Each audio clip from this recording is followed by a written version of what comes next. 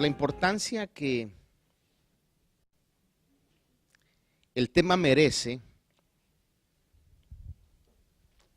estaba siendo inquietado por Dios a hablar más acerca del concepto de conocer la voluntad de Dios y caminar en la voluntad de Dios. Es algo que toda la gente que en un momento tiene conocimiento de Dios o temor de Dios, o aún la gente que no va a una iglesia y no se dice ser cristiana, tiene el deseo de poder estar caminando en la voluntad de Dios.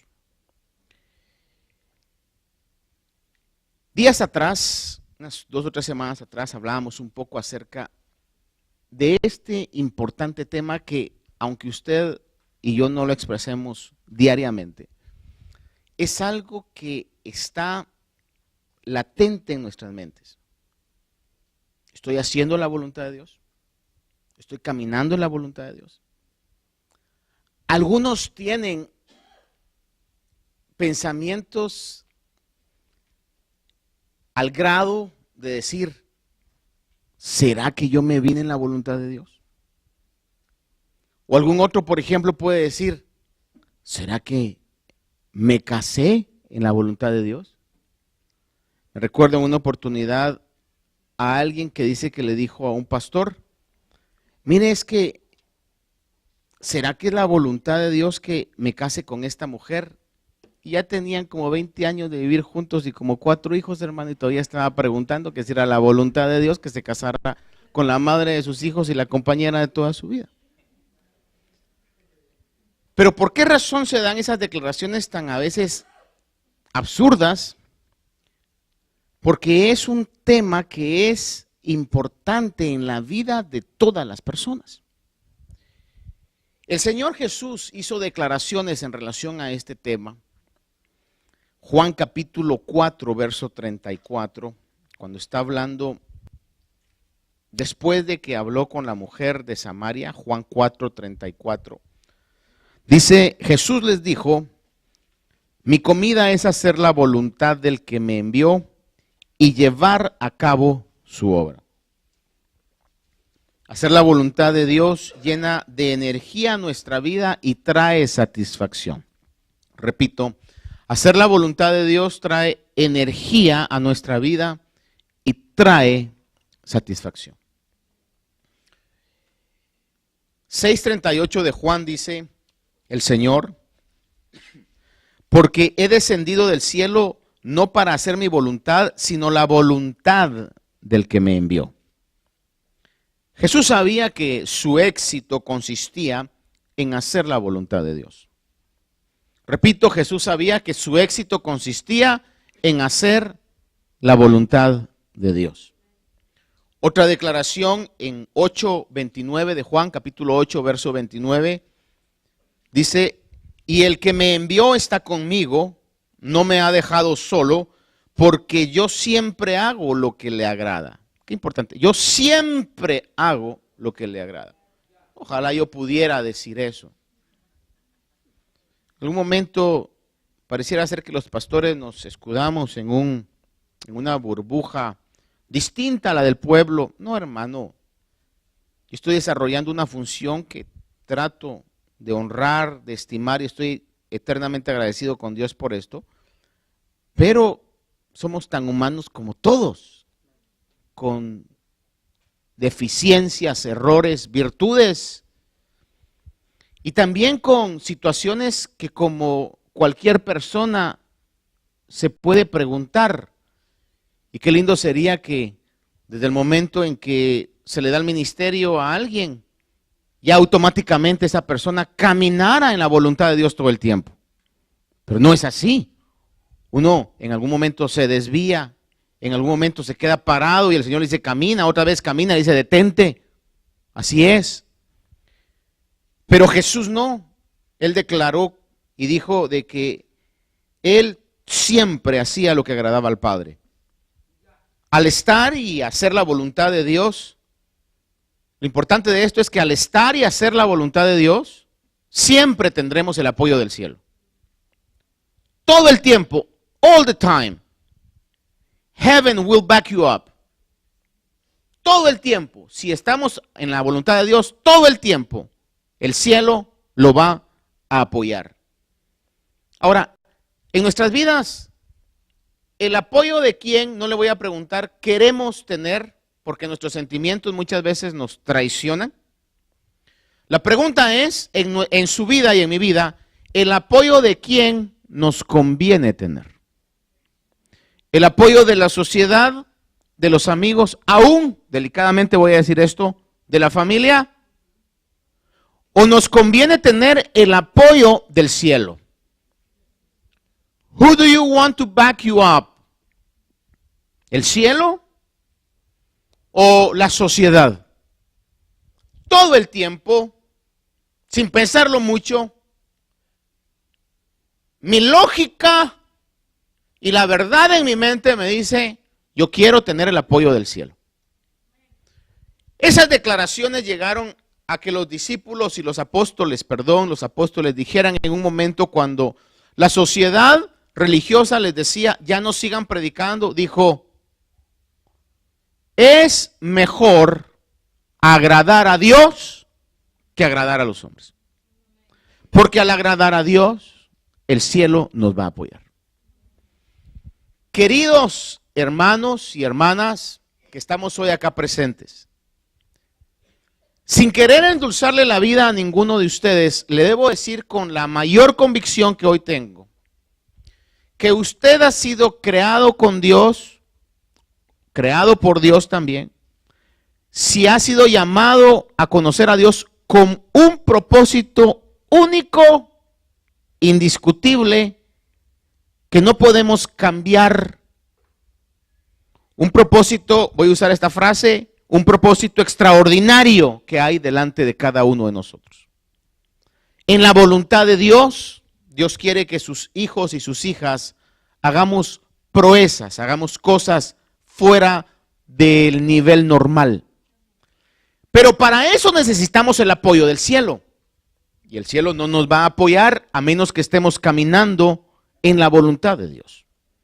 Y por eso es la pregunta que está todo el tiempo rondeando, directa o indirectamente en nuestra vida.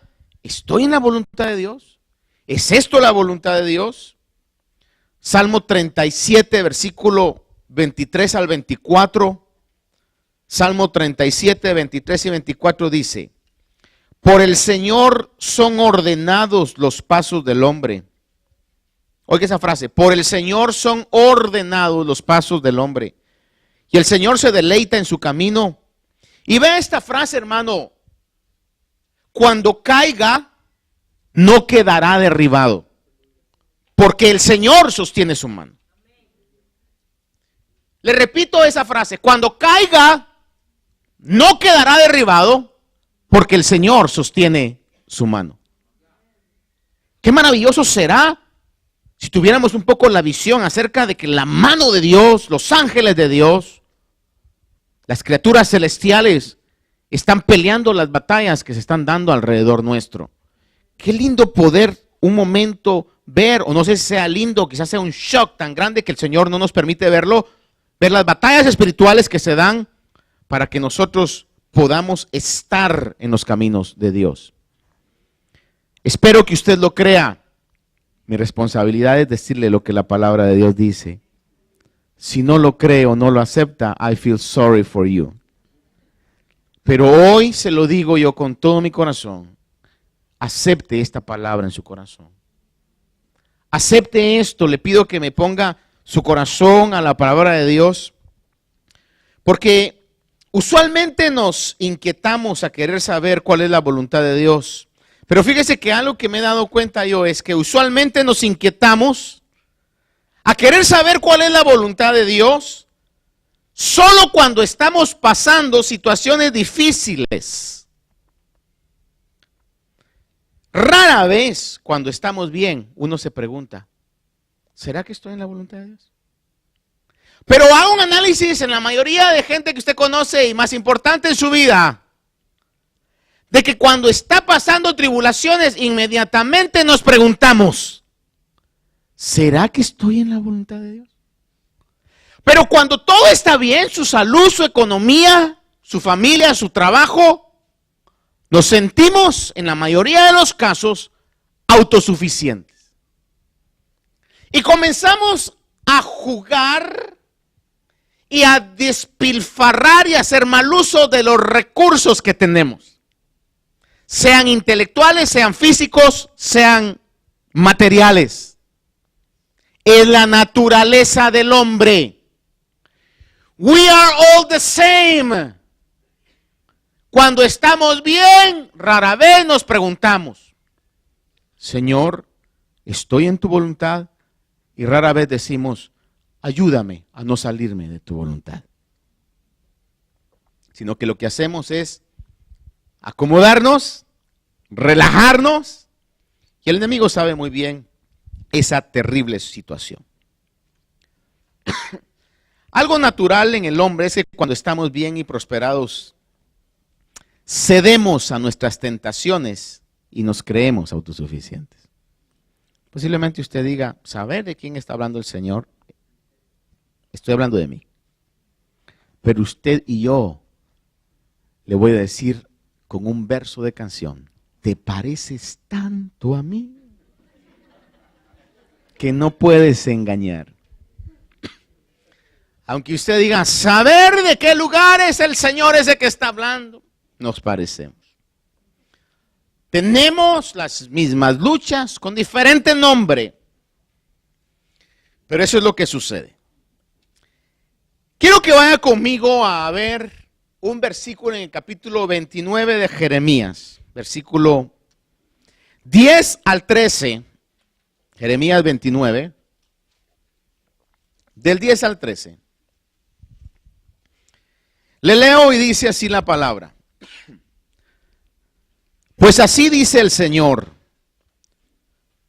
cuando se le hayan cumplido a Babilonia 70 años, yo os visitaré y cumpliré mi buena palabra de haceros volver a este lugar. Porque yo sé los planes que tengo para vosotros, declara el Señor. Planes de bienestar y no de calamidad, para daros un fruto, o un futuro, y una esperanza. Me invocaréis y vendréis a rogarme, y yo os escucharé. Me buscaréis y me encontraréis, cuando me busquéis con todo corazón. Esta profecía de Jeremías, o dada a Jeremías, fíjese que Jeremías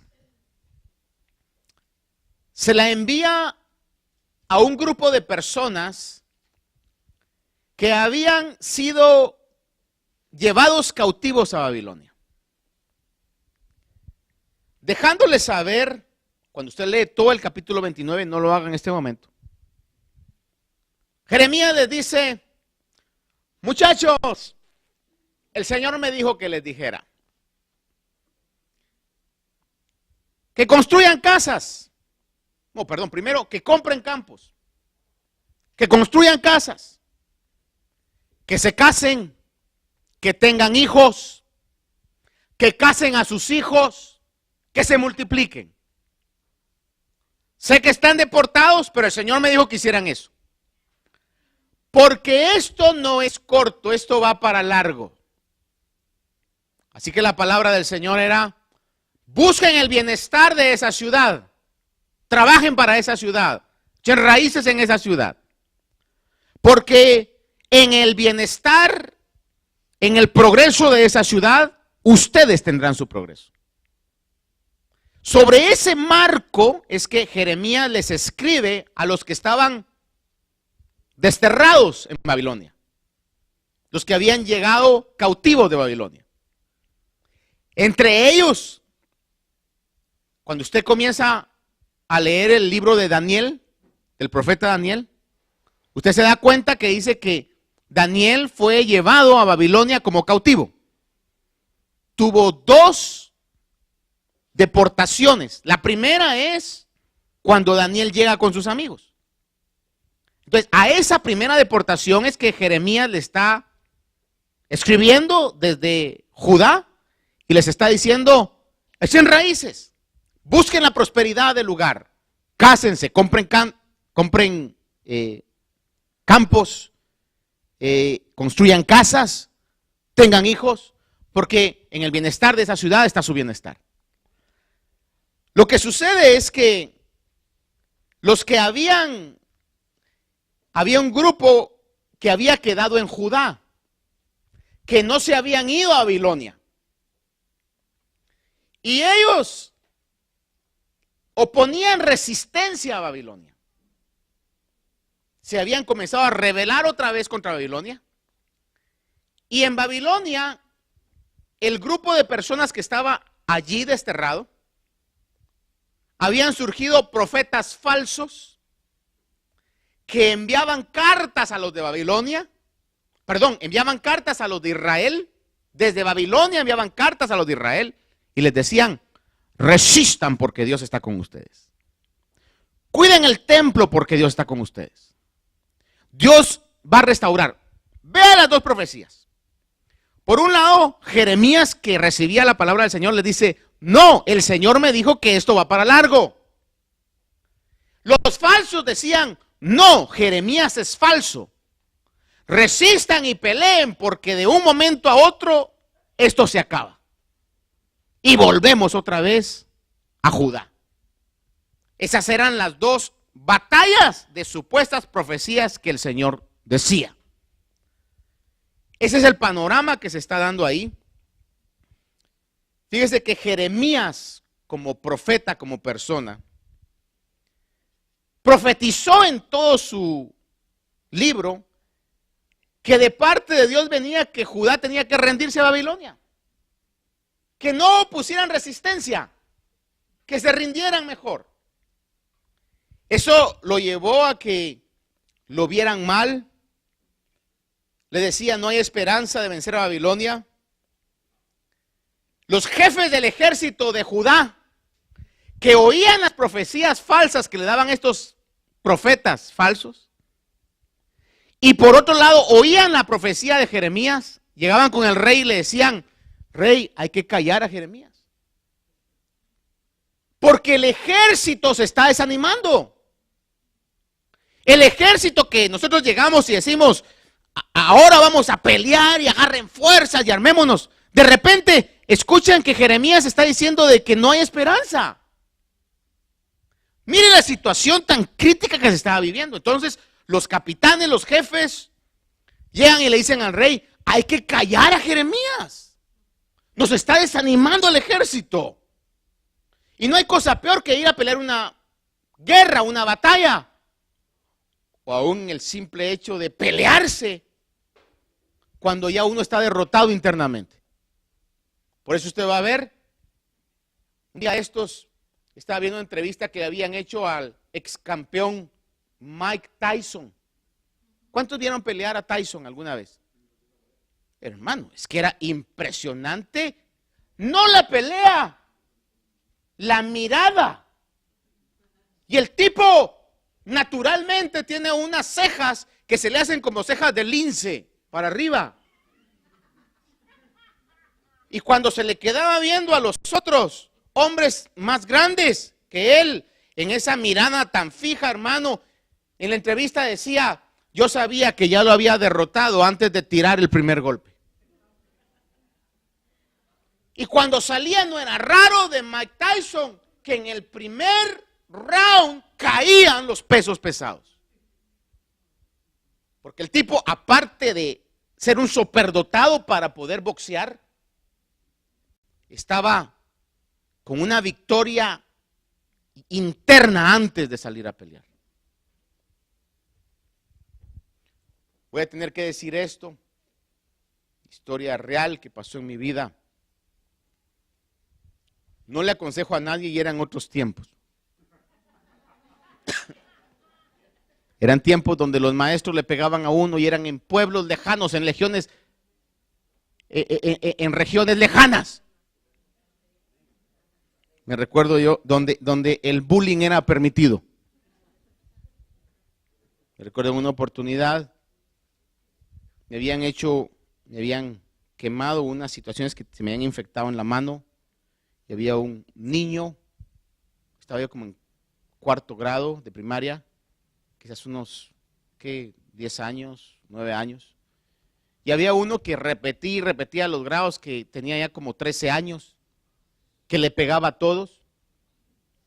Todos le teníamos miedo porque estaba más ponchado, era más grande y era bravo para pelear. Me recuerdo que estaba sentado yo eran como unas bancas con unos desks así, y estaba con un lápiz, y de repente, hermano, me comenzó a decir, ¿qué tienes ahí con el lápiz? Me dijo, oh, no, le dije, es algo que me duele. Me dice, no, pero déjame ver, usted sabe que así es el bullying, ¿no? Y de repente me tocó, no tenía que tocar, y como una reacción normal, yo sabía quién estaba delante de mí. Él estaba volteado en su banca así. Yo estaba sentado en la banca y apoyado en la banca. ¿Se imagina el apoyo que yo tenía? Nada más me tocó y reaccioné y le hago así. Y le doy en la boca y se va para atrás, comenzó a sangrar. Inmediatamente todos hicieron que la maestra se distrajera. Y me recuerdo que se volteó con la mirada de Tyson. Y me dijo, no le voy a decir qué me dijo, pero hoy te llevó, me dijo, pip, y me dice, a la salida, al callejón de las trompadas. Todos mis amigos, yo me convertí en su héroe por un día. Me dijeron, qué bueno, pero yo sabía que era la peor acción que yo había tenido. El punto que yo creo, y obviamente la ayuda y la providencia de Dios, no llegó porque Él dijo, si pega como pegó, está terrible. Pero no sabía que él estaba en una desventaja física por cómo estaba y que yo había tenido una reacción apoyado en la banca. El punto es que no llegó, yo le agradezco a Dios hasta este día que no llegó. There were other times, eran otros tiempos que algunos de ustedes vivimos. De hecho, veníamos bromeando con mi esposa cuando veníamos a la iglesia hoy, porque se subió y yo le toqué así la pierna, y entonces ella me tocó otra vez y me dijo, mica, que en El Salvador parece que así le dicen cuando uno juega tenta, ¿verdad? O cuando uno llegaba y la llevas, ¿verdad? Y entonces ella me dijo una frase, ¿qué juegos más ridículos? Y yo le dije, no, ¿qué juegos más buenos? Ridículos los juegos que los niños tienen hoy, que se la pasan jugando en una tableta todo el tiempo. Ahí jugando tenta, mica o la llevas o como usted quiera, ¿cuántas calorías no quemaba uno? Así ejercicio automático, hermano. Si usted acá se le iban a hacer y de repente se echaba un quiebre, hermano, y era algo fascinante eso, ¿verdad? Y yo le decía en un momento determinado, es que había unos juegos que eran raros. Yo me crié en un pueblo donde había un canal de agua que tocaba un cable de electricidad. Allá en esos pueblos no eran como aquí, que todo tiene los códigos y que todo el asunto, hermano. Allá cada quien ponía y jalaba, y si el vecino no se daba cuenta, le robaba electricidad, hasta gas si era posible, hermano. Y me recuerdo de que había el canal y nos damos cuenta que eso tenía corriente 110. La 110 no lo mata a uno, ¿verdad, hermano? Si el electricista no, ¿verdad? Pero sí lo atonta, ¿verdad? Y me recuerdo de que como niños llegábamos, ¿y sabe cuál era el juego absurdo? Hagamos cadena, 7, 8, ¿verdad? Y entonces uno agarrado de la mano y venía uno y decía, listos, listos. ¡Ay! Comenzamos todos a temblar. ¡Ah! Y el primero que se soltara, le dábamos camorra. ¿Se imagina los juegos, verdad? Por eso yo sé que nunca padeceré de un tipo de enfermedades que involucren ahí tratamientos de electricidad, porque ya me los di previamente en mi niñez, hermano. ¿Qué le quiero decir con esto? Jeremías estaba viviendo un tiempo donde a él lo culpaban del desánimo del ejército y le dicen, hay que hacer algo. Al grado de que vienen, hermano, y por esa razón lo querían matar y lo quisieron matar. Dice que lo echaron en un pozo donde el barro casi lo cubrió. Es decir, la intención de ellos, no sé si esperaban que no hubiera agua, pero la intención era ahogarlo. Pero en la providencia de Dios no había agua, el barro casi lo cubrió y lo dejaron ahí para que se muriera de inanición, de hambre y de sed. Sin embargo, un siervo del palacio del rey le dijo al rey, ¿sabes qué? Jeremías está ahí, se va a morir. Y el rey, que tenía un poquito de cordura y temor, sin duda, sáquenlo. Y lo sacaron, hermano, y se quedó cautivo en el palacio del rey hasta que Babilonia llegó y conquistó a Judá, tal y como él lo había dicho. Pero lo querían matar por lo que él recibía de parte de Dios. Aún Jeremías le profetizó al rey cuando llega delante del rey. Le dice el rey, dime lo que Dios dice, pero dice, Jeremías le dice, pero si te digo lo que Dios dice, es lo que no quieres oír, pero dímelo de todas maneras. Y profetizó, y por esa razón es que lo persiguieron, y por esa razón fue que lo querían matar. Ahora, le decía yo, porque lo que quiero llegar con todo esto es,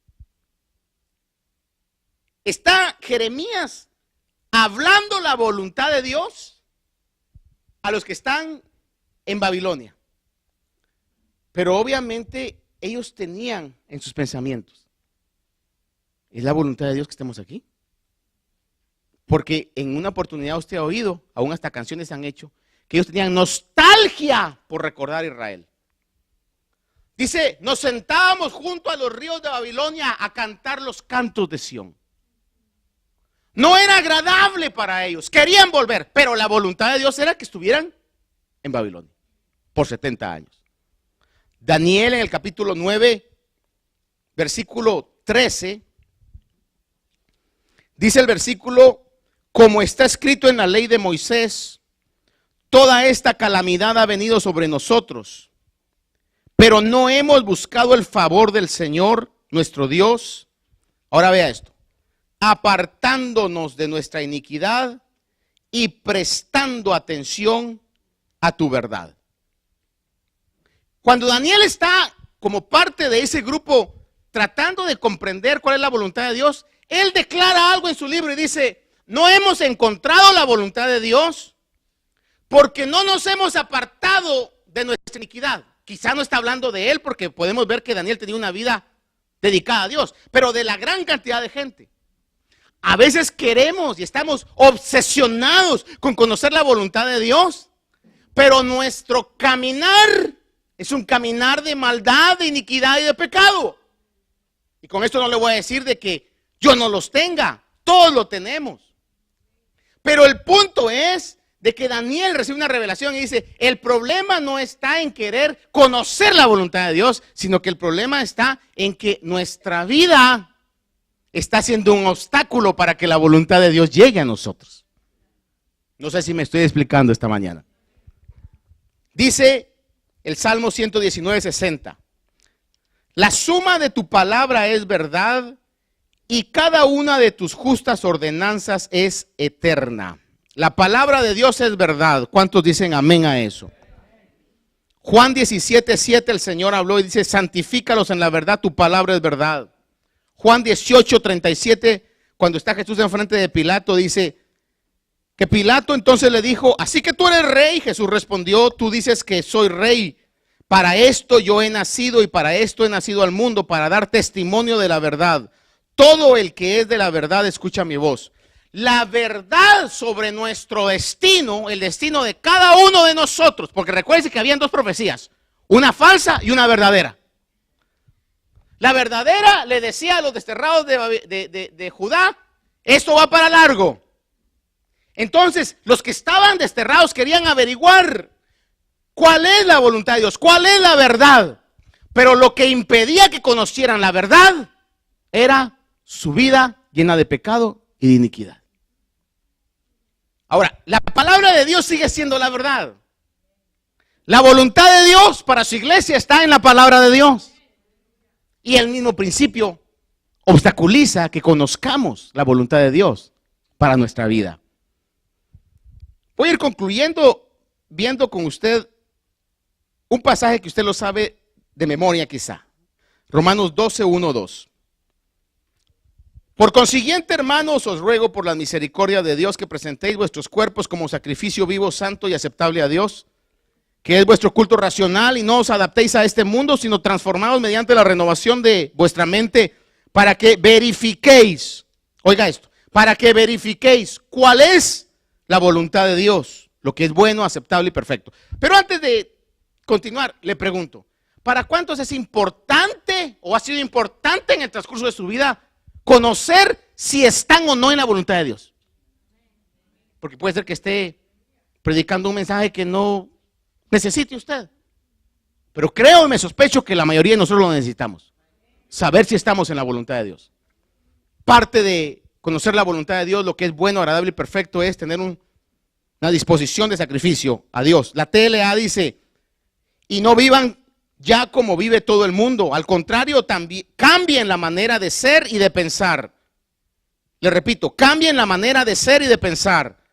Así podrán saber qué es lo que Dios quiere, es decir, todo lo que es bueno, agradable y perfecto. Le repito, cambien la manera de ser y de pensar y así van a poder entender qué es lo que Dios quiere.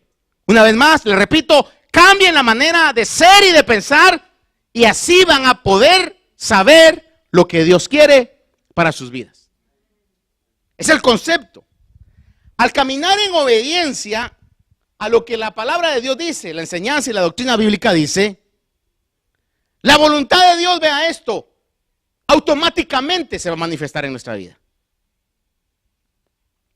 No nos esforcemos, ni nos obstinemos, ni nos enfermemos en querer conocer la voluntad de Dios.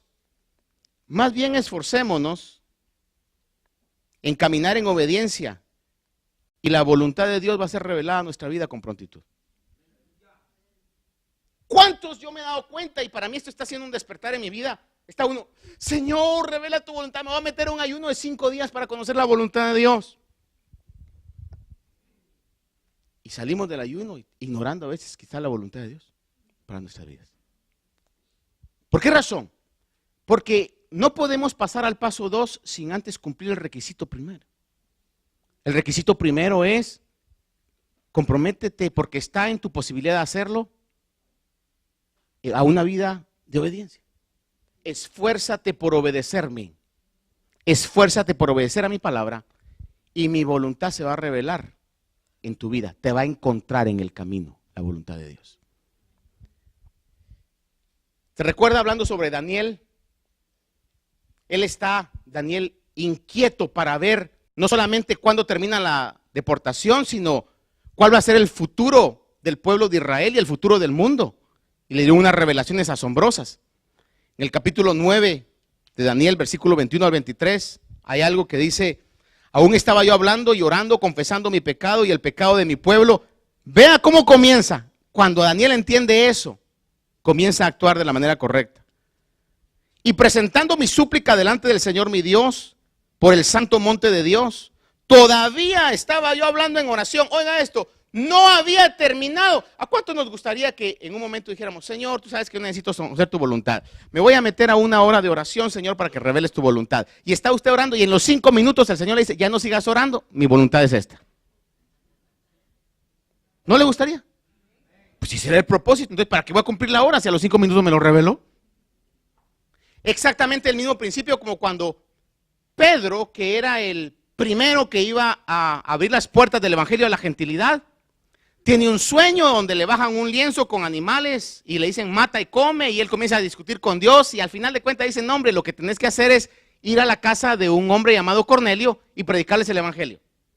Y Pedro, todavía con muchas ínfulas de judío que no se contaminaba con los gentiles, llega a la casa de Cornelio y comienza a decir, ustedes saben qué tan difícil es para mí, siendo judío, estar presentes acá con ustedes los gentiles. Y dice que no había terminado de hablar y el Espíritu Santo llenó a todos del fuego.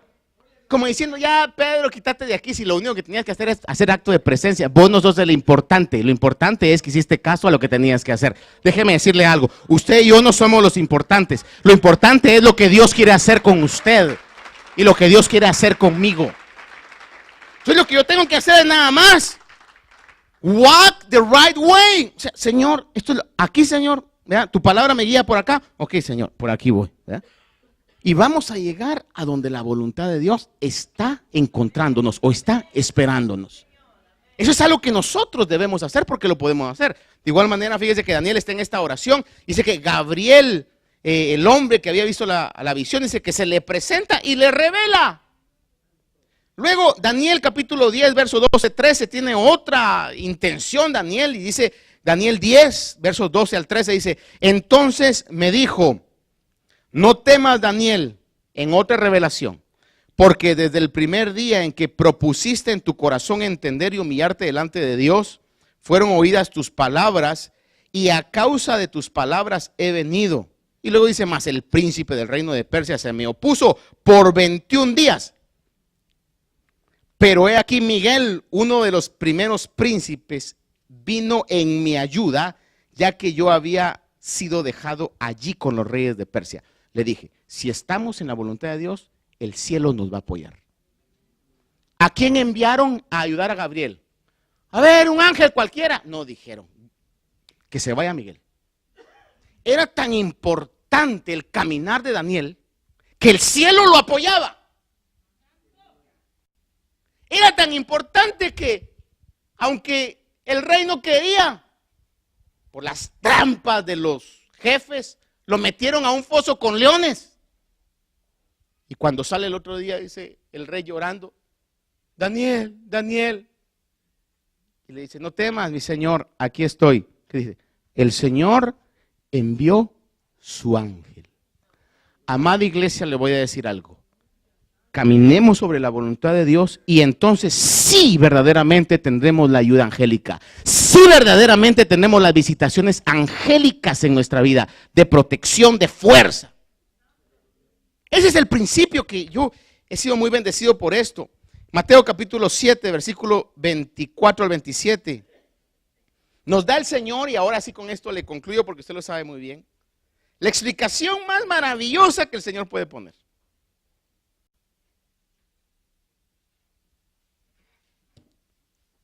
Quizás me voy a atrever a ponerlo en este aspecto. Todos nosotros somos responsables de nuestro destino. Pero va a depender de una acción que podemos hacer. Dice el Señor, Mateo 7, 24 al 27. Por tanto, cualquiera que oye estas palabras mías, y por favor diga conmigo, ¿y qué? Y las pone, oiga esto, por tanto, todo el que oye estas palabras mías y las pone en práctica, será semejante a un hombre que edificó su casa sobre la roca. Todos sabemos la historia. Y van a venir los vientos y van a venir las mareas. Eso va a venir a la vida, indiscutiblemente. Pero dice, pero su casa no caerá. Pero aquel que no puso en práctica, va a venir los vientos y las mareas y su casa va a caer. Entonces le termino leyendo lo que comenzamos, Jeremías 29:11. Porque yo sé los planes que tengo para vosotros. Si usted lo recibe, diga, yo recibo esa palabra. Yo sé los planes que tengo para vosotros, para cada persona, para cada familia. Si todavía usted y yo respiramos, Dios tiene planes para nosotros.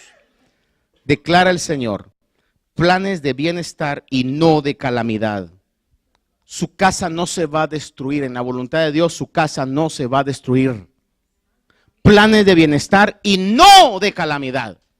Dice, para daros un futuro y una esperanza. Y cuando Josué entró a la tierra prometida, lo veíamos. Josué 1, 8 y 9. Recibe de parte del Señor esta palabra tan real a su vida. Le dice a Josué el Señor, Josué 1, 8 y 9. Este libro de la ley no se apartará de tu boca, sino que meditarás en él día y noche. Ahora, no solamente para saberlo, dice, para que cuides de hacer. Recuérdese, el que oye las palabras y las pone en práctica. Le dice el Señor a Josué, meditarás en él para que cuides de hacer todo lo que en él está escrito, porque entonces harás prosperar tu camino y tendrás éxito. ¿Cuántos queremos tener éxito? Entonces harás prosperar tu camino y tendrás éxito. no te he ordenado hoy, sé fuerte y valiente, no temas ni te acobardes, porque el Señor tu Dios, mire, el cielo lo va a respaldar. El Señor tu Dios estará contigo donde quiera que vayas. Note la expresión final, donde quiera que vayas.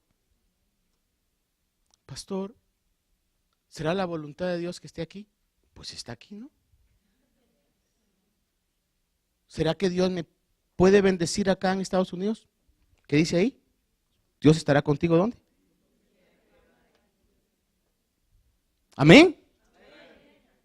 Lo que depende entonces es, Señor, yo voy a poner en práctica tu palabra, lo que tu palabra me dice. Si tu palabra me dice que tengo que hacer, actuar de esta manera, lo voy a hacer, Señor. Lo sencillo de tu palabra, lo voy a hacer. Voy a encomendar mis caminos a ti, no voy a confiar en mí, como dice la palabra. Todo lo que la palabra, entendemos que la doctrina bíblica nos dice, lo hacemos.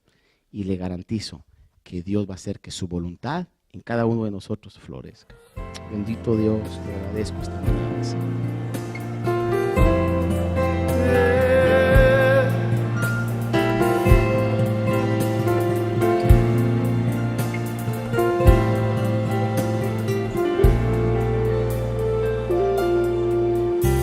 El Espíritu de Dios está en este lugar. Cántalo. El Espíritu de Dios se mueve en este lugar.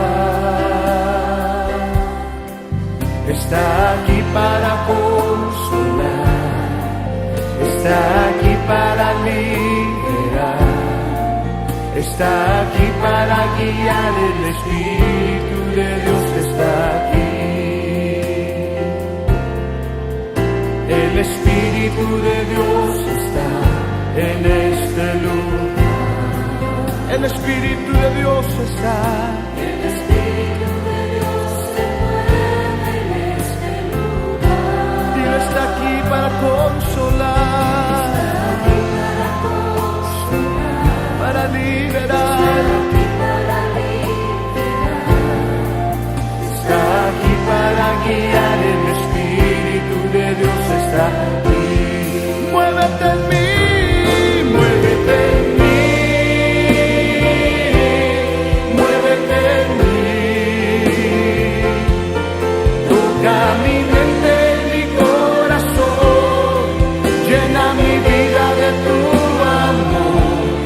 Muévete en mí, Dios Espíritu, muévete en mí, muévete en mí, muévete en mí.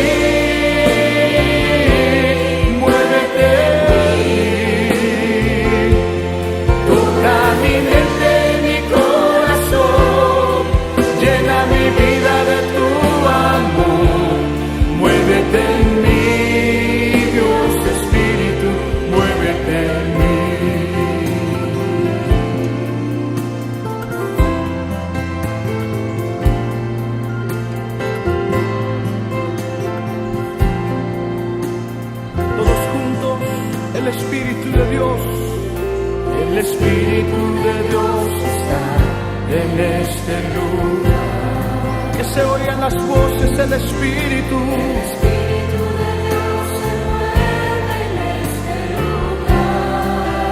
Amén. Está aquí para consolar, está aquí para liberar, está aquí para guiar. El Espíritu de Dios está aquí. El Espíritu de Dios está en este lugar. El Espíritu de Dios se mueve en este lugar. Está aquí para consolar, está aquí para liberar, está aquí para guiar. El Espíritu de Dios está aquí. Todos juntos, muévete en mí, muévete en mí,